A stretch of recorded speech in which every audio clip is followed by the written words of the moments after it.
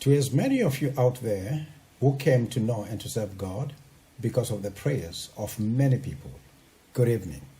It is time to pray. That's what we're talking about tonight.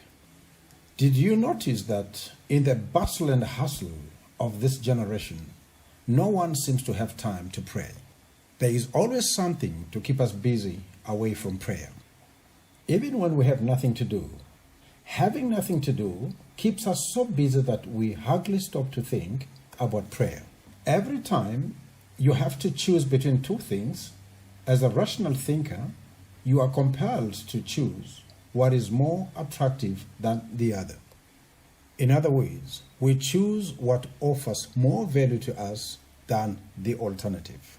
Unfortunately, prayer is the last to be chosen. Until our eyes open up to the value of prayer, we will always choose other things over prayer. This is because some things are not attractive to you until you are exposed to and watch those who attach value to them. Did you know that some musicians attach so much value to a violin that they are willing to spend as much as 180 million rands on one violin? That's a lot of money, my friend. Just the sound of it can cause pus to ooze out of your ears. One very expensive brand of violin is called Stradivari, and it was produced in Italy by the man called Stradivarius. Listen to this.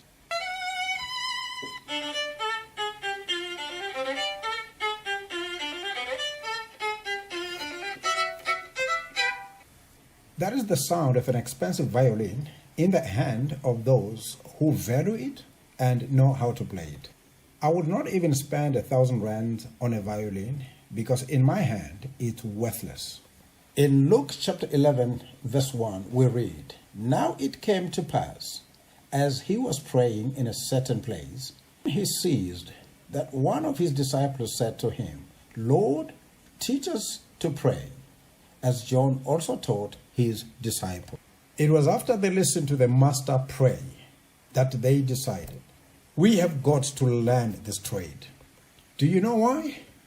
When Jesus prayed, you could feel the ambience of the presence of God. He spoke to God in a prayer like they were looking eyeball to eyeball. Before he declared, Amen, you could bet with everything you heard that the prayer was 100% answered.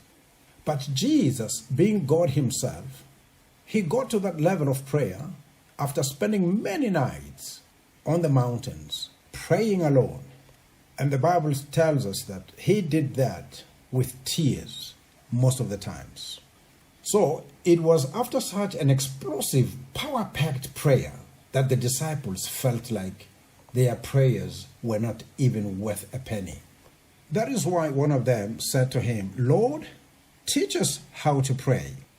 The word used there to teach is the word didasko. That is the word they use in pedagogics, didactic. Didactic means something designed to teach people something. So the disciples were saying to Jesus, Lord, design a prayer for us that we can learn. All good and bad things in life are learned. You learn to steal small things like sweets in your mama's sweet jar until you become a mafia. In the same way, you can learn to pray until God uses you to influence thousands of people in prayer.